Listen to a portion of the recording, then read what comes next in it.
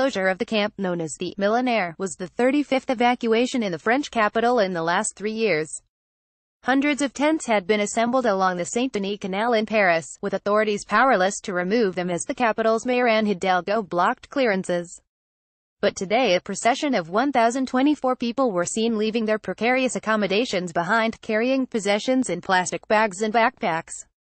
About 1,000 more refugees had already left the camp earlier this week, authorities believe, as it was thought at least 2,000 people were crammed under bridges offering cover the tents. About 550 police officers conducted the operation earlier this morning, at 6 a.m. local time, 5 a.m. British Summer Time. Riot police were on standby as the evacuation took place, but as the majority of refugees wanted to leave the rundown camp, there was no need for them to intervene.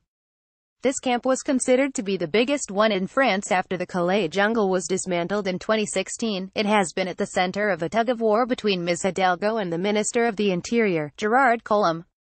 The mayor of Paris asked multiple times the government to lodge the migrants, believing they need shelter not expulsions, refusing to make a formal request for the evacuations. Tension stirred within the past days, when Mr. Collomb denounced the refusal of the city to request the evacuation of its public spaces, and said he would ask the prefect of police to correct this shortcoming. Getty Paris police forces have cleared more than 1,000 people from a shanty migrant camp. The refugees, mainly Somalians, Eritreans, and Sudanese, will be temporarily housed in 24 gyms turned into emergency shelters. Most of those evacuated have been there for several nights.